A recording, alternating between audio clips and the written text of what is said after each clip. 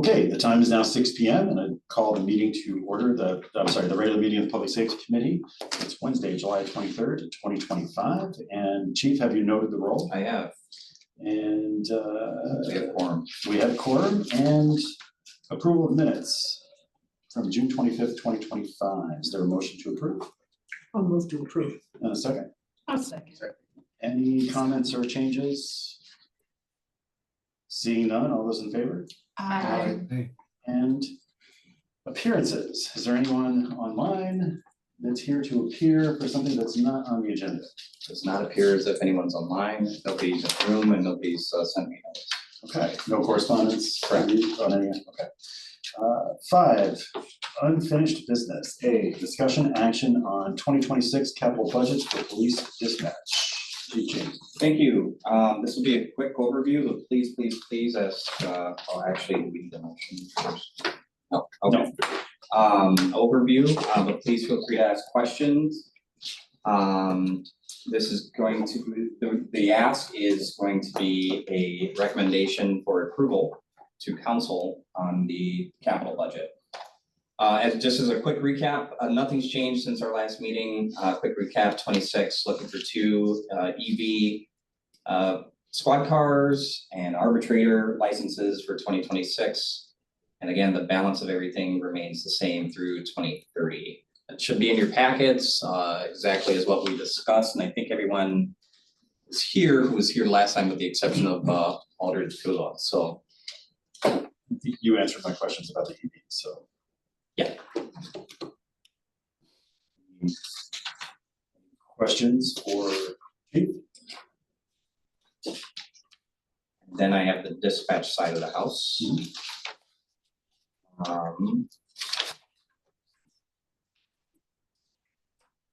have a quick question. So there were 15 pages in the packet. Was I to make the copy of the 15 pages?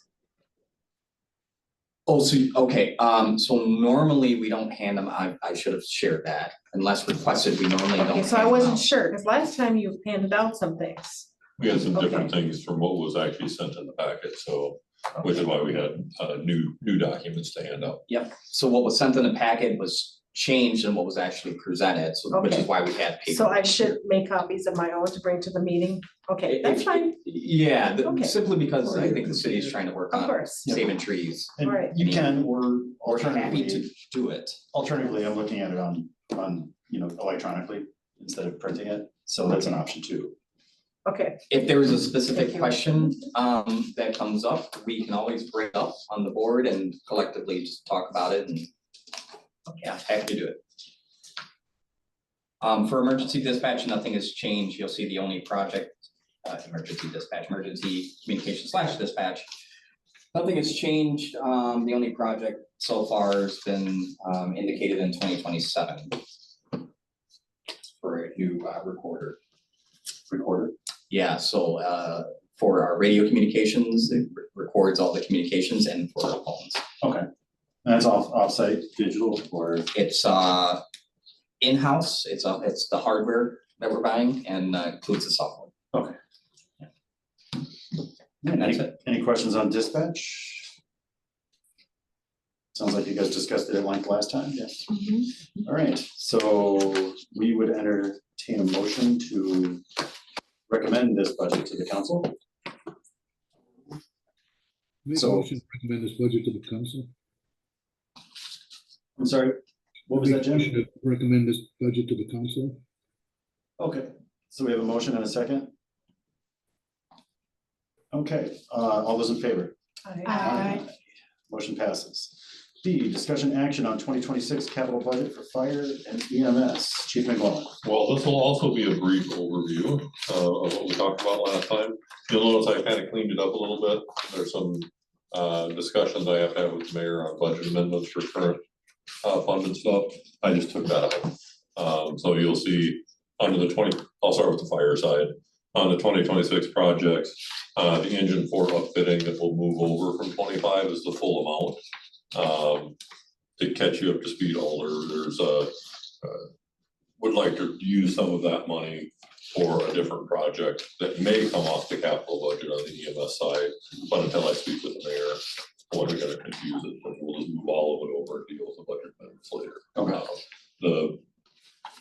chassis for the new engine came in exactly at budget. So we had set some money aside for possible volatility in the chassis price, and it actually came in right at budget. Great. So of that money, only a portion of it's needed for outfitting, the rest was set aside for the chassis, which we don't. So since it's already borrowed, I'd like to do something else so that to eliminate possible future projects from needing additional money. So, but I took that out, so it's just in 26, the radio replacement, that's the last of the mobile replacement project we've been working on. Engine 4 upfitting and the radio receiver project are both being moved forward. They're already funded. They're being moved forward. And then the PP replacement project that we run every year to replace 6 sets a year. So the total dollar amount is the same as what was presented. Last time, I just took some of I had asterisked it and said, well, if the mayor agrees, we can do this and then this. I just put it in here and we'll deal with it after the fact. I haven't been able to meet with the mayor to discuss budget amendments. Okay. Any questions for Chief about the capital budget? Seeing none. Jim, do you have any questions at all online? I don't want to forget you out there. Keep motion, no. Okay, so then I would entertain a motion to recommend the 2026 capital budget for EMS and fire to the council. I'll move to recommend. I'll second. Any further discussion? Seeing none, all those in favor? Motion passes. Brings us to new business. A, discussion action pertaining to an opportunity to acquire an armored rescue vehicle from the city of Madison. Utilizing asset forfeiture funds. Chief Cheney. All right, so I brought with me, my version, the best version of show and tell, which is Detective Sergeant Losby, because I have this thing where if you come up with the solution, you're gonna help be part of the solution too, in presenting it. So, let me first identify what the problem was. I have a equally important, two-part job: keep the community safe and keep our crew safe, right? So in keeping the community safe, you all have, I'm sure, because we've either talked about it here, and I know you follow on the social media, et cetera, and the news.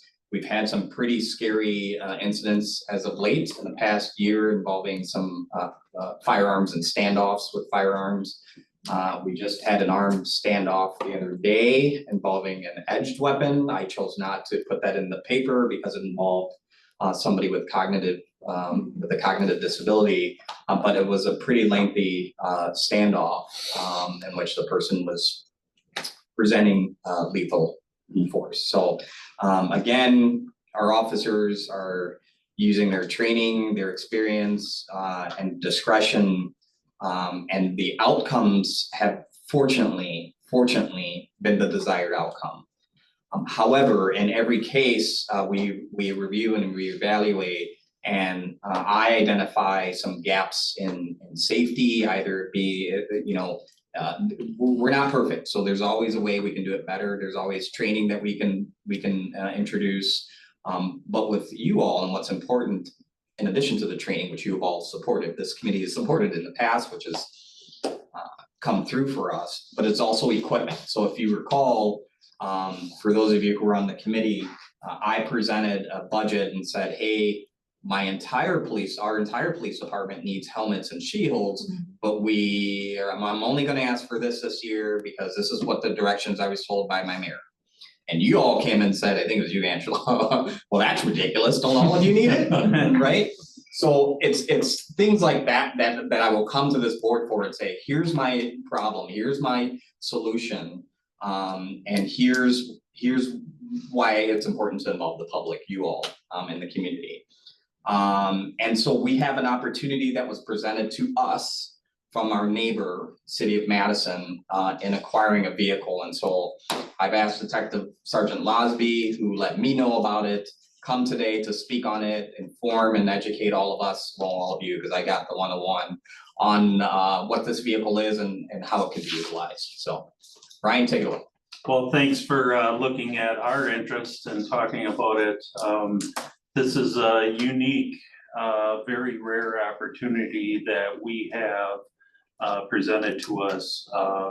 which is essentially a very large pickup truck, and it is, it's an F-550, 2005 pickup truck with an armored shell. And what had happened is originally Madison PD bought this vehicle from the sheriff's department, our sheriff's department, for a fairly cheap cost, really cheap cost. And they had it for quite some time, and then they have upgraded. And we were the first department talked to on looking at trying to acquire this vehicle. There's some road bumps that we have to go through on our end, such as things like bidding and that. But I think we'll be able to get through that process. We're looking for kind of city backing alongside with that.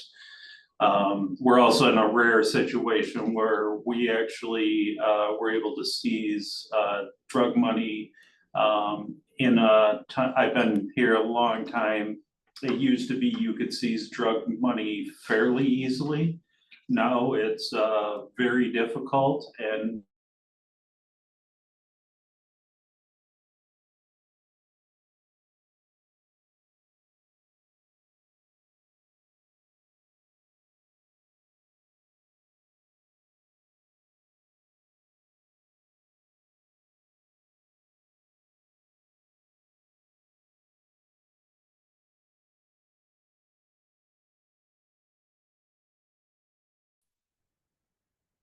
I don't know what happened. 1 second here. yep. Jim, can you still hear us?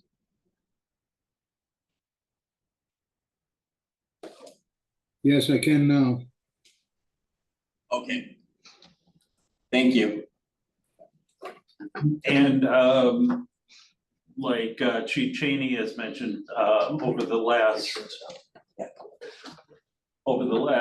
6 to 12 months, we've had incidents where this tool, which protects anyone inside almost 100%, could have been utilized. And you know, we did have good outcomes in both of those, thanks to the negotiations that happened with our officers, but we can't 100% control our suspects. So this is the type of vehicle where we can make sure that we're protected while trying to get closer than we normally can. And then also that helps with any type of protection to our citizens, and making things happen quicker than normal. It can also be used in rescue situations, or even blocking threats where we may have a victim that we can't get to, for instance, under gunfire, where we can literally drive this anywhere we want to help protect other people. That was recent incidents in the last 6 to 12 months, but we've had numerous incidents beyond that here in Monona.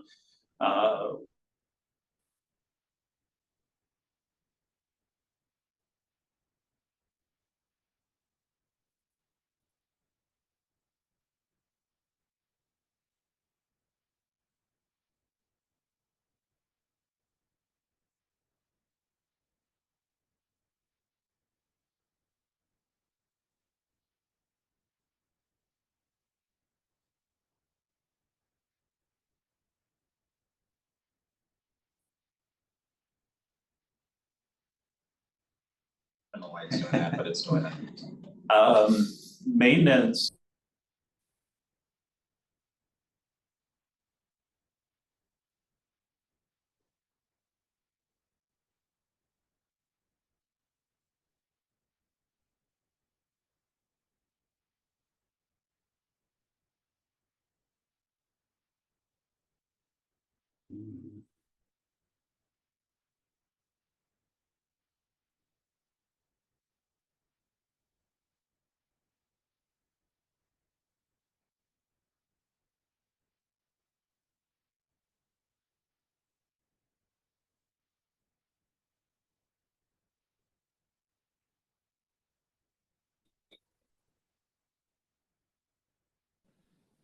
But also, there can be scenarios where we're also protecting citizens as well. Kind of Can you- the, yep, Can you go into, and I think everyone here is familiar with the burglary investigation, Lakeview. Can you go into the warrant and talk about that that situation? yes, so that was another scenario where this would have been very beneficial for. I had a search warrant of essentially an old farmhouse out in Fitchburg, where I knew our serial burglar lived in the upper half of this farmhouse, the whole upper half, windows all the way around it. And his parents, who we didn't really associate with, were in the lower half. Effectively go there to arrest him and then search. And all the way around this house, there was absolutely no cover. There, it was just open, and it was a long road getting to this house. And the best I could do was, I drive basically a Dodge minivan plane. And I put a few officers in there and rolled up ourselves because we couldn't have anyone seen.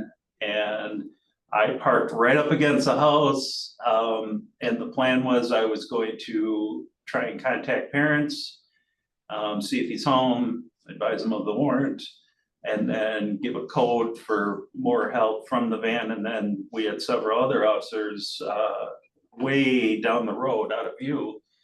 And Dad initially didn't want to give up that his son was upstairs, but when I said we have multiple officers coming and it's a warrant, he's like, yeah, he's upstairs. I had everyone come in, and now this is like dangers of like, now the gig's up. I don't know what he's doing upstairs. And we had multiple come in, and then he didn't want to come down. So we're sitting there pinned up against a house in the open, trying to use our own vehicles at an angle, something like this where, and it can fit several officers. We can literally pull up and if need to get back in the vehicle and wait things out. So it's situations like that where the ease of protecting ourselves is there at a very cheap cost. I was told not to go into the cost, but it's very cheap and it wouldn't be taxpayer dollars. And I said to the chief, this is a once in a lifetime. We'll never see a chance at getting something like this again for something like that. Thank you, Ryan, for sharing. One of the things that we talked about is that there's enough money, I publicly, because we potentially might bid on this, I'm not comfortable saying it, right, what our top dollar is, but I wouldn't present this to you if I didn't have some confidence that we'd be a contender to get this vehicle with the asset forfeiture money that we have currently. And you want to explain a little bit more about asset forfeiture, how it works, where the money to do it, we don't get all of it. The basic rate is if it's just our department pushing for it, normally we would get 80% of the forfeiture requested, and then 20% I think goes to US Marshals, and that's standard.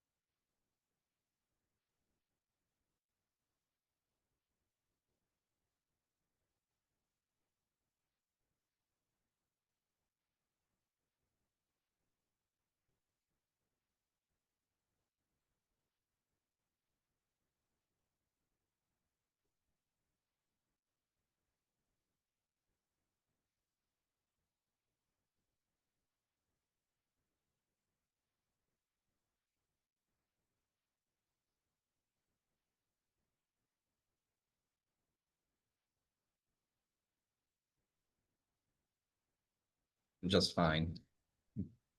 All right, Jim, I think we lost you in the big screen. Do you have me on my laptop? I can see you, yeah, I got you. Hold on, I muted you. We're having some IT issues in the room, Recording in progress. and now we're back up.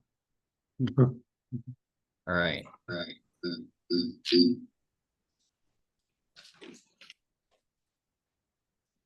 Ryan, you wanna We good. back up like 30 Yep. seconds? So, as a forfeiture, it's, basically the rules on spending, it has to be a separate account. It's law enforcement purposes only, and those purposes are very specific on what you can use it for. They even have scenarios on what you can and can't use it for. And then, a yearly, log, all the accounting is specific, and then to include auditing federally on that, so.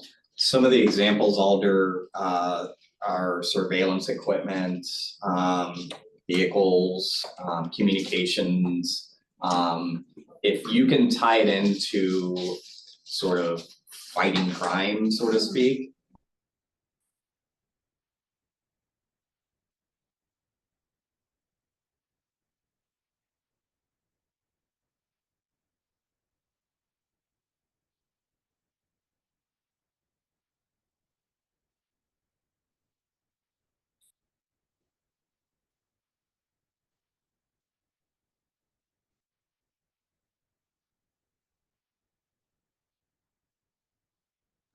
They're very, it's working on my laptop. There are very strict parameters as to, to be part of this program, you can't, how is it best worded? You can't, the city couldn't create a policy that says, oh, well, you have X amount of dollars in asset forfeiture, then we're removing X amount of dollars in your operating budget. Oh, Then asset forfeiture goes away. so They will- it's supposed to be additional. It's supposed to be additional, it's designed, the money doesn't even go into the city coffers, it doesn't even go to the city bank account per law, per federal law, it has to be in a different bank account. That most agencies, just the police departments utilize and monitor. We have Sarah Duman who's on it, but Mark Haltalker is a signator on it too. But it's not connected with the general fund or anything like that per federal statute. So there's very strict guidelines as to, you know, and I'm of course not the city attorney, right? But in my research and calling around, they're very guarded as to making sure that the city doesn't stop funding regular operating expenses because it received this asset forfeiture. It's really designed to supplement and add on to resources and not replace. Which is why we haven't used a dime since we've started collecting this from our most recent. From the latest, yeah. Yeah, Detective Roseby.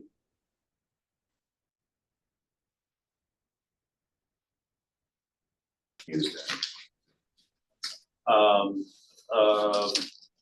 My guess is, because it's not just, you know, we're facing someone with a gun.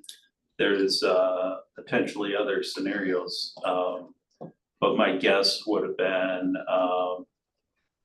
well, in the future, that was kind of rare. In the future, I would say 2 to 3 times a year for use. But in recent time, there was probably double that. And I don't know if that, you know, who knows if that's gonna go up or down, but yeah, the use of this is very low. However, it's not tax money. It's there for the 1% time when we truly need it. And what a way to protect our, you know, the whole goal is making sure you guys are okay, but also making sure we're going home. And when things go south and there's gunplay, you're fully protected. I'm assuming this protects for all common rifle rounds. Up to 50 cal. Okay. So that's about as high as you can go on Sure. regular rounds. So- And it sounds like this vehicle was actually shot at It was. once, so. Yeah. But it is a Ford, so it is a Ford. Yeah, Right? it is a Ford, yeah, no. No, the reason I mentioned that is because it's not an unusual vehicle underneath the armored shell, so for maintenance. Correct, purposes, it's a pickup truck, it's it's a a big pickup pickup truck is what it is, yeah. I thought you were referring to Ford. No, Victor no. Repair. I thought so. No, that's old, no, I'm not gonna take a side there. Cause it could happen to Chevy too. Would this be used in other communities also? So there's a potential of that, and I feel it should be, so like I said, there's only two. And the person I talked to in Madison SWAT world of things, supervisor, he loved the fact that like, they use it, there's a lot more, and he loved that potentially there's a backup if needed. And when the really big calls happen, sometimes you do need three, so. Is there a thought of additional funds from the seized assets that would go towards maintenance of it? We could use it for operating costs. Okay, Yes. So that is, and based on what my headspace is at, and I'm sorry, this is gonna be tricky, of what I think we can get this vehicle for. There's gonna be plenty left in the pot to.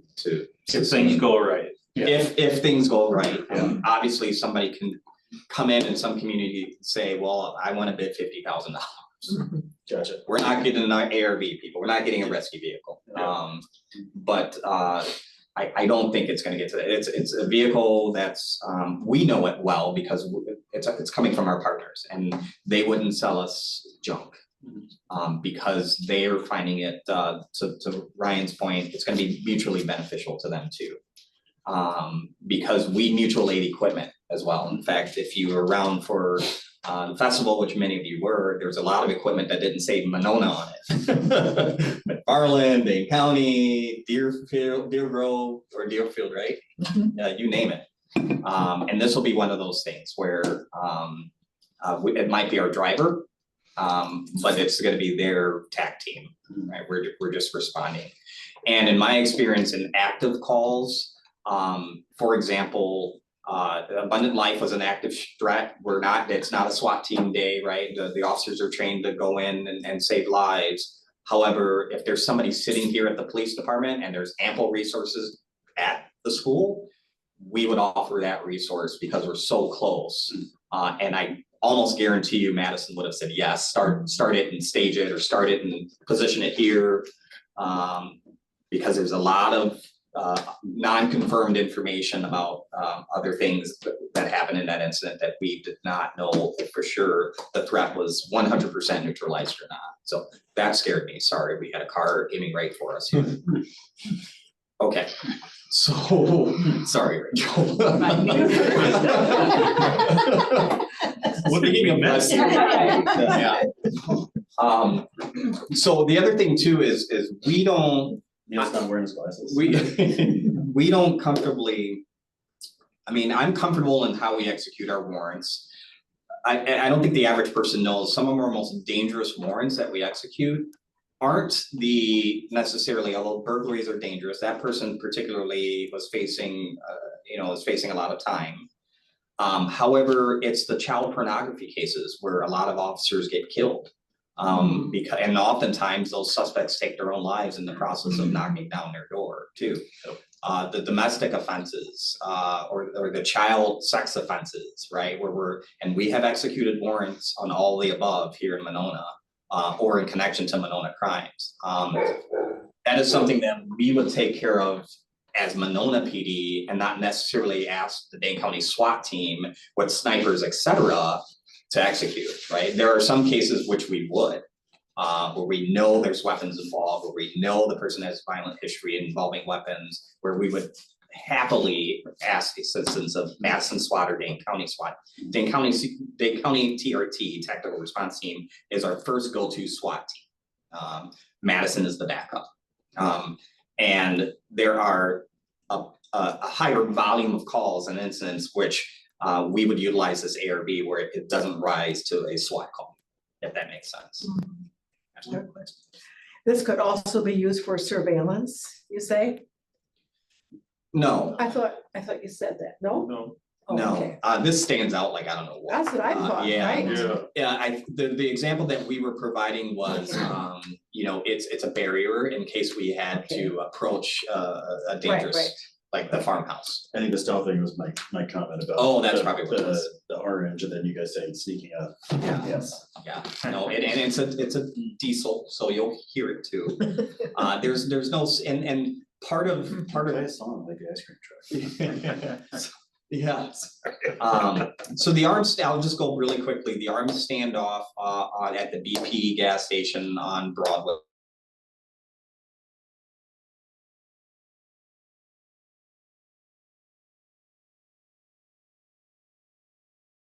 Dane County, and this is not faulting anybody, it's just how the system is in place. Information was not relayed quickly enough to the officer about whatever emergency situation was happening on Broadway. The officer just so happened to be a block away or two, got there quickly, approached this gentleman who he thought was in crisis. We deal with these calls all the time. And as he approached him from me to Ms. Davis, he realized the gentleman had a gun to his head, Hmm. right? And so from this movement to this movement, so the officer used good verbal tactics, but all he had was his squad car, which, you know, was already positioned in a manner, and so that's all he had out there. And as more and more officers got there, that's all we had were more vehicles. Well, a round of a handgun is gonna go through the door of a squad. So the only thing really that's gonna stop it is the frame if it hits spot on, or the engine block if it hits spot on. What would have happened had we had that is that somebody here would have deployed and grabbed the vehicle to at least start in that direction, right? We used shields cover you from here to here. If you hit me in my artery in my leg, I'm bleeding out and I'm passing away, right? The armored vehicle provides way more protection, and we likely would have deployed that for as long as we were out there with that gentleman. totally. Or to rescue people who found themselves in situations where we didn't realize where, you know, officers were responding, and then we realized, oh my gosh, the suspect's right there. Well, now we have to have a potential of, there's areas which officers might have to be extracted because they're in the firing range in essence. So I can go on and on about the infinite uses of this thing. And again, I of course respect whatever decision you decide here. We're looking for a recommendation that I can bring back to Mayor Moore, because she knows I'm coming to you with this idea. And saying, no, Mayor, the Public Safety Committee thought we should do X and Z, or yes, Mayor, the Public Safety Committee thought we should try to acquire this. And then the mayor's gonna make a decision as to what marching order she tells me. I'm not sure if this is, again, I'm not the city attorney, but in asking around and reading the literature, I don't think that council necessarily can create, in essence, yes or no policy on this type of thing because of how the federal statute is set up. You're in essence creating policy by voting on it. But the mayor is my boss, and the mayor can tell me yay or nay. But we're doing the right thing here, like some communities don't, but they should, and asking representatives of the public. So what you're looking for today would be a recommendation either to approve you seeking permission from the mayor or not? A recommendation to acquire the vehicle. So, okay, And recommendation. then I would go about however that path Okay. takes to acquire the vehicle, Okay. which I'm telling you includes a permission from the mayor. Okay, and we don't need to have this come back next meeting? No, okay. Would there be an impact on staffing in any way with the use of this vehicle? So the answer is no. We would only deploy the people who are going to operate the vehicle are going to be trained, and they're likely going to be, well, it's probably going to be every cop here, right? We drive an F-150 that I was out doing 6 traffic stops today on that F-150. You were very busy. Thank you. Femrite got hit hard by the chief today. But so we would do some training, so to make sure people are familiar with the vehicle, the same that we did with the truck. Low level parking, you know, that thing can't go fast. So we're really talking about maneuverability, low speed maneuverability. But we do have a special tactics team here called the CRT, the Community Response Team, that received extra training. They work as a team, then train on search warrants, on takedowns, etc. And they have special equipment. So it's not SWAT because they don't have the full capabilities of SWAT, but think of it like a mini SWAT. That probably is going to be assigned mainly to that team. But I do want it available for patrol, persons who aren't on the specialty team. We have, well, other than the sergeant working in patrol today, 2 members who are currently patrolling the city right now aren't part of the team. Well, if something hit off in which the sergeant needed that vehicle, I would want one of the 2 officers, if they're available, to go grab the car or to grab the vehicle. Is there money involved in this extra training, and would that come out of that account? There's not money other than the gas. Okay. There's not money. We're gonna find a parking lot like we did with the pickup truck and funnel everyone through it. Okay. Yeah, that's a good question. We try and do everything free. We try our Yeah. best. Any idea why why they got a new one? They just upgraded, they had it for a long time, it was second gen, so to speak, and they just upgraded. I think their newest one is like 300,000. But everyone that I've talked to on the vehicle, they're like, it runs so smooth, no issues, everything's fixed, almost everything, but nothing that of importance that needs to be done. It's not like they were trying to get out of it because it was turning into a money pit. So yeah, it's just time to upgrade for Madison. And they can't, I didn't talk to anybody there, so this is just my experience in working for that agency and being at command level at that agency. I don't think they can justify keeping it and adding it. Yeah, makes sense. Yeah, but they're smart. I would do the same thing and saying, hey neighbor, like before we get rid of this thing and it goes to a different state, we're definitely out of the area. We would love to, see if you consider. Yeah. So I can clarify, they were told they can only have one. Okay, there you go. So Yeah. that takes. I didn't talk to anybody, but you Yes, did. yeah. Okay. Any idea how many other communities will be bidding on it? Is it just an open? So this is, whomever's listening, they're the first to know about this outside of Madison PD and us, right? And so now you are the first to know, other than the mayor. And They now haven't whoever's listening. decided on how they're going to do this with the bidding, they just know that they have to It's- bid it. Their city policy, they have to put it out to bid. But obviously, we've been in discussions, because if I didn't think that this was attainable based on what we have in our bank, we wouldn't be doing it, but we have some indication that this will be competitive. I had some initial concerns when I looked at this. 20-year-old vehicle, Yeah, okay? And I'm looking at our staffing on the police department.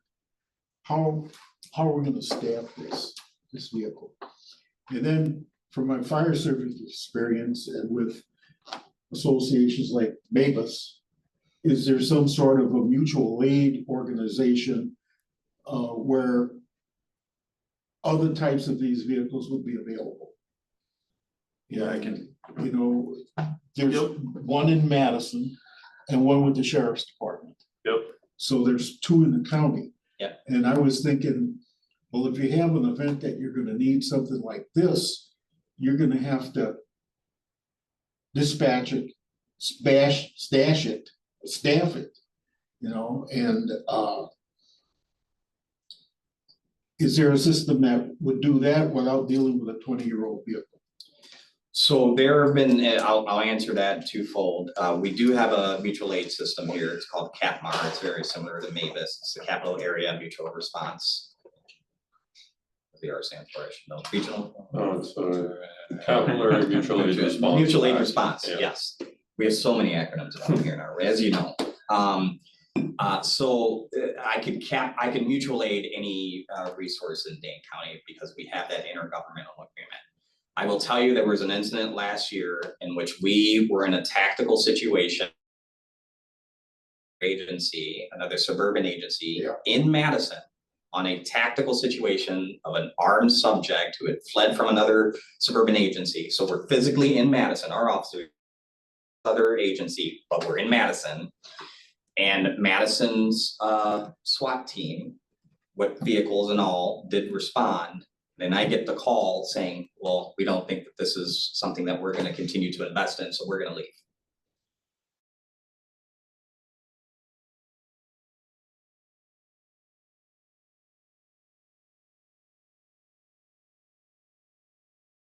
But we identify as something that's a significant safety issue, and it might be, and this is not a dig, it's just a difference of a.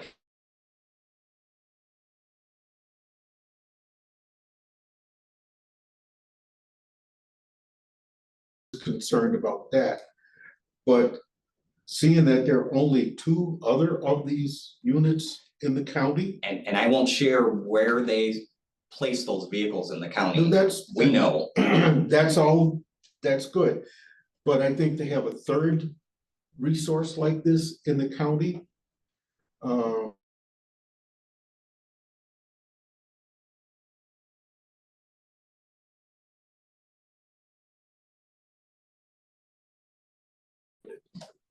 I figured for sure Madison had one.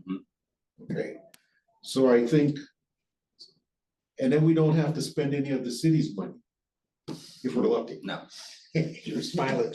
And to cover staffing, like, Yeah. it only takes one. To drive. To get it, it's just Right. swapping, Yeah. somebody who would Yeah. normally take a car to the Yeah. scene would take this. Yes, it only takes one, and it's not like we're gonna be in the business of sending a team. It's, they need the vehicle, so it only Right. takes one officer. It's generally a short period of time. As far as the age, it only has 40,000 miles on it. So that is very helpful for that age. My car's got more than 40,000. Most of your city vehicles. He's driving one that's got how many miles on it? The city vehicle? More than 40. Yeah, it's Yeah. more than, yeah. And then, you know, as far as regular, like if it's a call at Monona, it's still the same thing. It's one officer grabbing the vehicle, and then you already have your resources at the call.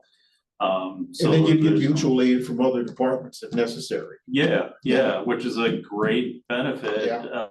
to, you know, you're looking outside the boundaries of Monona, but it still can affect everyone that lives here, so. So we had a call in Dane County here that Monona officers were I was there, you were there, half of us were there, in which they had to call out Rock County and their armored vehicle to respond. That just speaks to, like, there's too few of them here in Dane County, which is why Madison played the very, I think, good move in reaching out and saying, hey, you guys have had some hairy calls, are you interested, number one, and selfishly for them, we'd love to keep this resource locally. Cause I couldn't see there only being 2 ladder trucks in Dane County. And I'll speak up from the fire side. I think this would be an incredible purchase myself. Nothing that I would have even thought of until Brian brought it up. But talking calls like the Broadway standoff, it's a matter of time as well. A lot of these calls where, yeah, you can call Madison SWAT and it's an hour and a half until they get there. Or Dane County SWAT to get their folks assembled, get the vehicle from where they sort and get here, where we can have it down there in 10 minutes. And how long did it take Rock County to get there? Well, look at the craziness with that incident, with the firefighters being shot at. Yeah. Yes, Recently, yes. right? It's on my mind a lot. Oh, yeah. What about the communication system in this vehicle? Is it, 800 radio systems, which is the same systems that that you all have purchased for the city, the very expensive Motorola radios, so no extra cost? no extra cost. And if by chance Madison said we're taking that with us, we have radios to, like, from older vehicles that we decommissioned, instead of auctioning them off like we normally do, we would slide that right into the deck. Will it be available to other counties in the state? Within limits, we don't wanna move the asset too far away that when things happen here, it's not available. So it really just depends. We answer to any law enforcement mutual aid request, and I evaluate if I'm going to honor that request or not, depending on what the specific request is. We've gotten requests, we didn't send anybody to Milwaukee for the RNC, and we got a request, so it's things like that where I'm like, we need our valuable resources here for that extended time frame. However, if it's something that's on the county line and it's south of us, and it's just a trip down the interstate, And it's a big enough. incident, Yeah, and yeah, we would probably send that resource with our staff, with our officers driving it. Just like you would do with a car. Correct. Yeah. and going back to kind of what a lot of you talked about and brought up, like each unit, Madison and Dean, they have their own policies and then supervisors writing on those policies. And we've had times where we've called out for SWAT or TRT and we've been denied and we're just on our own. And SWAT is always associated with the armored vehicle, whereas it wouldn't be that here. And all we needed sometimes was the armored vehicle, but there's rules. Can't piecemeal it with these agencies. And you can get denied, and no, this is a SWAT call out for them. Here's the rules, and if this scenario doesn't fit or staffing, we're not getting an armored vehicle there. So, and we have had that happen here, where we've been denied. And so this kind of takes that all out. Now we have access to an armored vehicle potentially. Yeah, that would be like us having a policy that says, well, if somebody wants to request say we have this vehicle, if somebody wants to request it, no, that comes with 6 people, my people. That's kind of like how some of the teams operate. You don't just get the vehicle, you get the team. So. We And it- need to it's- develop policies. We don't. It's covered under our vehicle operations policy. Good question. And one thing to add is from my talks is this is a very easy vehicle to drive. Whereas their new one is not. Everyone that drives the new one has to be trained. It's very top heavy. It's bigger. This one, they have had situations where to speed things up, they would have a cop on the street go and pick it up and drive it close to the scene just to speed up the SWAT call out. Very easy to drive and no issues on that front. But we're at your bidding, so as usual, right? And so I take zero offense. I will be creative if I need to be, to make sure that, and I get the concerns that were relayed. Obviously, I understand those two. Image is important and making sure people feel safe. What I'm trying to impress and what I normally try to do is say that every tool that you give us is a tool that we use to help save lives. And protect the officers. Exactly. Which is their lives that they keep me up at night sometimes because of the hairy calls that they go on, and I'm just over the moon, so grateful for the fact that every single one, I'm gonna get emotional, every single one has resulted in a positive. Lost their lives, but we've come incredibly close, and I never want to be here when that happens. Correct. Any further questions? Oh, God. Lasby knows. Nice job. I do this at our award ceremonies too, so. So, we're looking for a motion to recommend, I'm sorry, how did you want to word that? Motion to a recommendation to acquire armored rescue. Okay, Second, I didn't, I No, can't make a somebody, motion, so who's making the motion? Gwen, you'll make the motion? Sorry. I'll Go ahead. move, yeah. Okay, is there a second? I'll second. Any further questions, comments? All those in favor? And any opposed?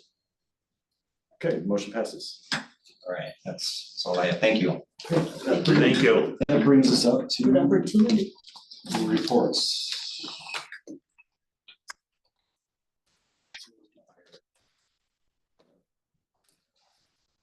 Alex, good luck. Okay, fire, Jerry, you're up. Well, it's a running joke, but I'm gonna be brief, so.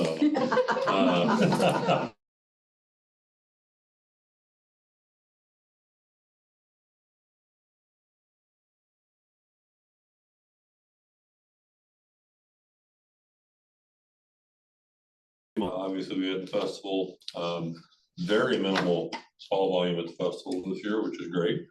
The rest of the city didn't hear that leading. I think we had 15 calls throughout the festival, throughout the city. Call volume wise, we're way up this month. As of right now, I think we're 30 calls above last year's numbers. Almost 50% increase this month over last year this time. Had a couple of significant calls this last weekend. Now the alders have heard about the Broadway fire. Sprinklers did their job. Single sprinkler discharge, put the fire out for the most part. Is that cooking related or? Yes, not, I should say cooking related. It is stove related. It Okay. was cooking something that should not have been on the stove.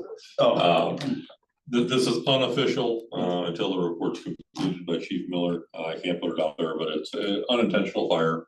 There was a cardboard box on the stove. Young couple had just moved into the apartment and decided to go out for dinner. They had bumped one of the stove. So it was cooking nice and low for long enough that they had already left. Rescued the dog out of the apartment.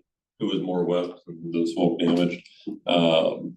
And there was some damage to the forage kitchen. Just got the email this evening. Forage will be opening back up tomorrow. Damage has been mitigated. They were open tonight. Yeah, they had some kitchen issues that, total damage, about $130,000, in repair costs. To give a comparison, if the sprinkler hadn't been there, the damage in a building like that would probably have been over $1 million. So it's almost all water damage, very little smoke or fire damage. They'll need a new stove and a new microwave, and a lot of cleaning. That same day, earlier in the afternoon, we had a fire on Monona Drive. Somebody left some unattended ashes from barbecuing next to a fence, caught the fence on fire, raced along the fence and almost caught the house on fire. Our staff did a great job. Got it knocked down quick, so other than a little bit of melted siding on the second house, and the complete loss of the fence. That was the third call that day, significant call. They had a pretty significant accident on the belt line at 3 o'clock that morning, which they also responded to. I think we had 8 calls on Saturday. But very busy, which is good. Not for the people that are having these calls, but for our volunteer folks, they join up because they want to run calls and they're getting their fill of running calls. So Medic 64 is ready to go. We're just waiting on the license plates to get here. Got the registration finally this week, so the plates should be here hopefully tomorrow or Friday, and then we put into service probably on Monday. You may see it out and about. We have Camp Hero this week. For those that aren't familiar, Camp Hero is an annual event that's put on by a nonprofit to encourage women and young girls to come into the fire service, into the protective services, not just fire. PD is part of that. There too. Fire, EMS, everything from kindergartners up to high school. And the focus is solely on girls. We'll be attending that on Friday. Actually have 6 volunteers coming in to take the engine and Medic 64 down there for show and tell day. So we'll be participating with that. Some of you may have heard of me talking about GEMT funding, and I think I've mentioned it to the alders before. There's a federal program that the state tried to put in place in 2022, was put on hold in 2023, remained on hold with the federal government through 2024, and was finally activated in this year. Been working with our billing company. We submitted 2023 numbers last month, and 2024 numbers will be submitted this week. Should garner about $40,000-ish in unforeseen revenue, which will flow into the EMS fund. Should be looking to get anywhere between $20,000 and $25,000 a year going forward. But we'll get both 23 and 24 this year, because they made it retroactive back to January 1st of 23. We had hoped for more. Federal government put some pretty significant restrictions on what we could claim. Only a specific type of Medicaid transport. We have a high number of Medicare users in the community, but it's a very specific, narrow fee-for-service Medicaid type is the only ones that we could actually submit for reimbursement. Through that process, I can tell you safely that through Medicare cost data collection and through this process, it's approximately $1,000 for us to dispatch the ambulance. That is the cost per call. Medicaid reimburses us for a couple $100. Being the federal government, God bless our federal government, they don't let you claim all that. There's a modifier, so you only get claim. They take 66% of your claim right off the top. So you get 34% of what you submit. But with that, we had 44 calls in 23, 47 in 24, works out to about $20,000 a year of additional revenue. Again, both those will be, so 23 was last month, we're submitting 24 this week. Funding should be in September of this year, I believe is what the timeline is. Last thing I've got is a thank you. You guys help support our training and all the development we do. I had the opportunity to be in Phoenix last week for a conference called Pinnacle, which is an EMS leadership conference. One that I've wanted to attend for many years, but it's very, very expensive. And they asked if I'd like to volunteer out there. They'd give me the conference for free. Okay. So I said, absolutely. So instead of a $3,000 conference for a national, which is not bad for a national conference, it costs the city about $400. Nice. My cohorts at Deer Grove covered the hotel cost, and the city basically bought the basic account basics. Which, before you ask, I'm 7 foot tall. I upgraded that using Black Mile. So the city paid for the basic economy ticket. I upgraded it. So I don't do economy. So, but a fantastic leadership conference. Some really good stuff, including some stuff that I had not thought about that we need to work on. So brought back a lot from that. So again, I appreciate the support when it comes to training and development, because I got to see things that I would never even thought of when it comes to executive leadership. So really good conference. Great. That is all I've got. All right. Jamie.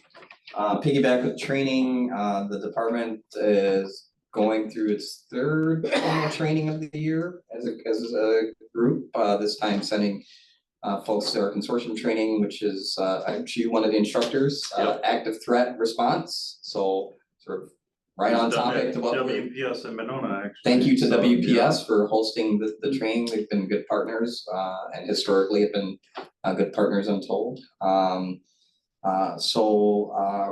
then I think it's August, the whole department said a few people are going to receive some emergency vehicle training. Where they're going to go out and learn to utilize emergency vehicles in Oak Creek, Wisconsin, I think it is. So thank you. We couldn't do any of this again without this training support that the city provides. So things that this department has not been able to do, we're getting it done. So thank you. The electric vehicle Blazer that you all own that I utilize for work is being outfitted right now in Oshkosh by our vehicle outfitter, and it is being showcased yet again. A vehicle is being showcased at the Chiefs Conference in Green Bay. So every chief in the state will get to see the EV Blazer fully outfitted.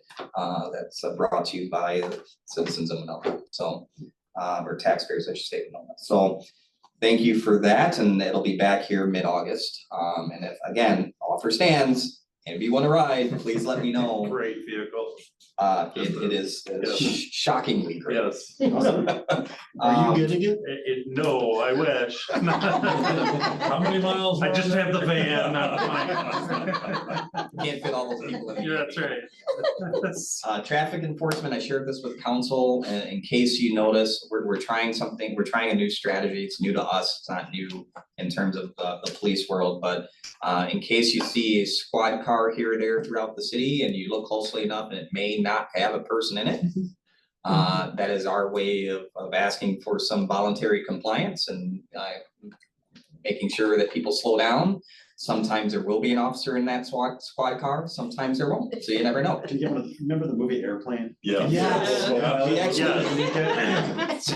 We have something similar that I ordered not to happen. That's back there. It's actually, it looks like a Muppet. It looks like a police Muppet, and I said, no to that. The things I get complaints about, you probably wouldn't believe. All right, lastly, is just, I guess I'll cover C too, the Police and Fire Commission with this, since Joe's not here. So we have an officer vacancy that we have an outstanding, in my opinion, candidate from another agency that has expressed desire to work, and we put him through the internal process as we do all processes, and I'm highly impressed by this individual, and he comes highly recommended by his current chief of police. So we are robbing talent, permanently borrowing talent from another agency. But it's up to the PFC to determine if he's eligible for hire or not. So that's on the 31st. But in the meantime, we also had a former Madison officer who, as I referenced at council, left for the dark side. I'm just joking. Is working in the fire service for a suburban agency. So left the Madison Police Department as a Madison police officer to join the fire service at a suburban agency. But his word says, I'm too young to only work 8 days a month. So I would love to continue to work and to have another opportunity to work in law enforcement still. But we have a part-time police officer program here. Yep. And so he is a candidate for that and has passed through all the same processes as our full-time officer and is going to be recommended to the PFC as well for their approval. Great. In addition to that, I think I just saw him walk in. We have a Monona resident who is a current law enforcement officer in the county and has expressed interest in also becoming a part-time officer here. How part-time officers help us out tremendously is when staffing is such that you've all probably heard about me talk about staffing when folks are on family leave, when we have officers who are injured, and for a small agency that really takes its toll. So it really is helpful if we can just pull some resources and competent, experienced officers to come in and just ride the beat and work shifts for special events instead of officers having to go home and sleep 3 hours and then come back and work the festival. They can get the night off. And we'll use them actually for the day shift. And they'll only be restricted to 12 hours and not like 20 or something ridiculous as some of the hours that the officers are working. So special events, but also patrol and conveyances. We still do plenty of conveyances to Winnebago because we have a behavioral health facility here, and that would be a huge help for us.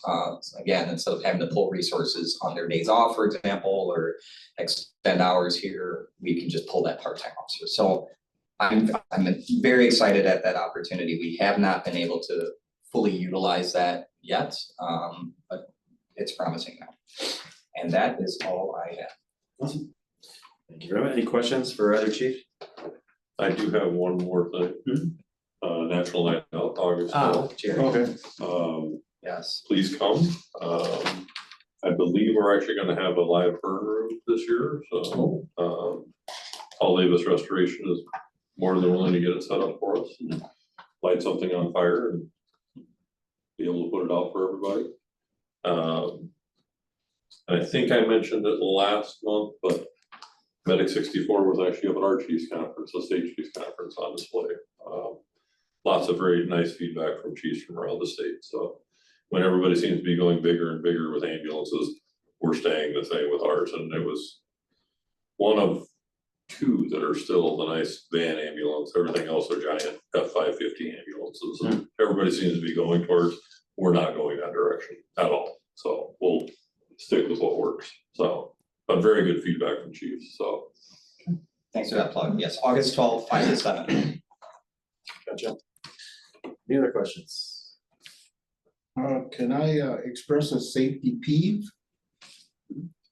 Bicyclists. The bottom, Larry. We hear you. Oh. We hear I you. swear there ain't a stop sign in the city No, anywhere, no. or a red light. No. I swear you're speaking with multiple voices, Larry. It astounds me. And I ride my bike a lot, and sometimes I almost stop at a stop sign.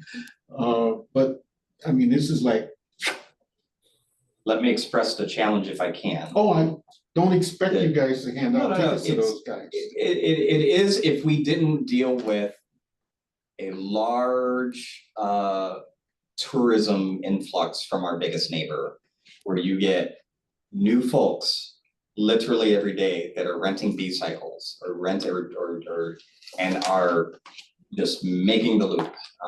And the Lake Loop is wonderful, as we all know, but it comes with its share of challenges. And it's extremely challenging to educate a rotating group of people that you I mean, it's like working at Disneyland where you're constantly having to run. So the easy part about enforcing it is that we can sit out there and make a lot of revenue for the city ticketing bicyclists. We certainly can.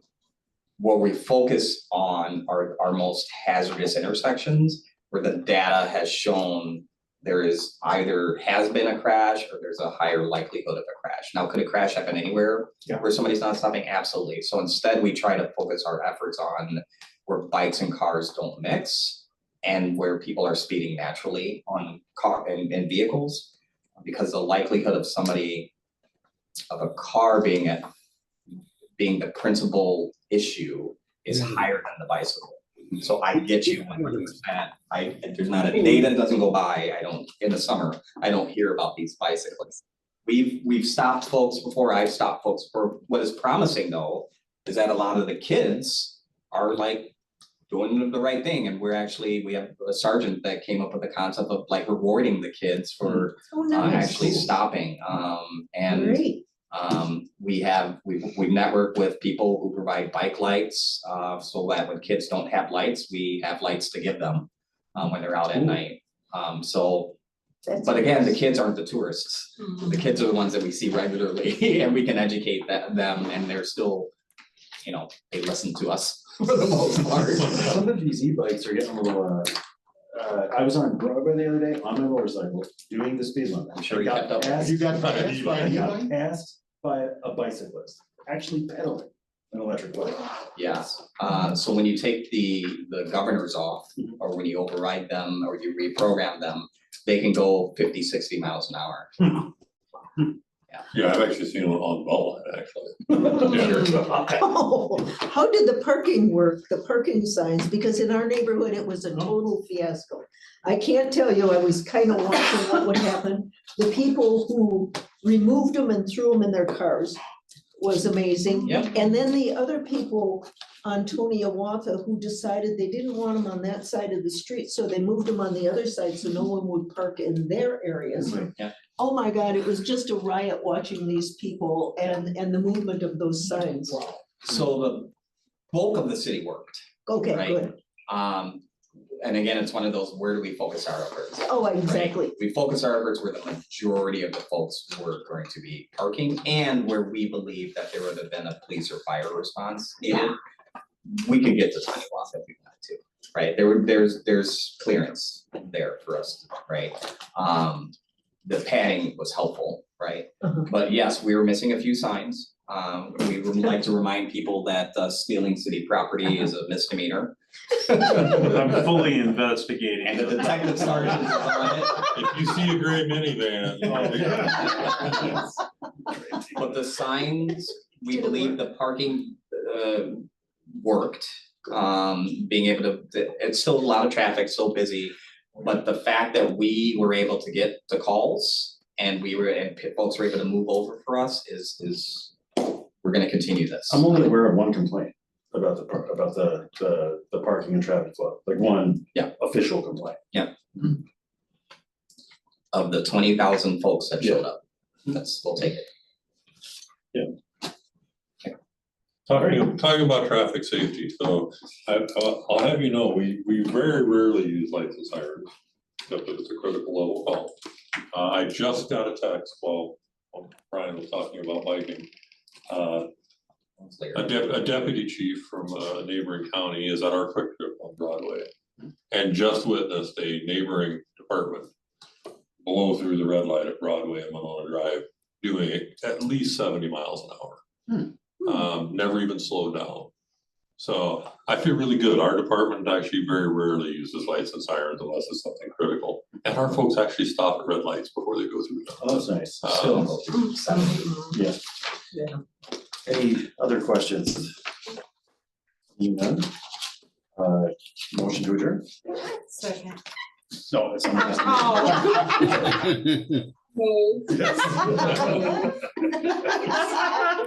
I'll second. See what you started, Glenn? Yes. All right, all those in favor? We're adjourned. Thank you. Thanks, Jim. Thank you. Thank you for. Oh, you're welcome. Bye. Thank you. You didn't get your cookie. I'm gonna leave it for you.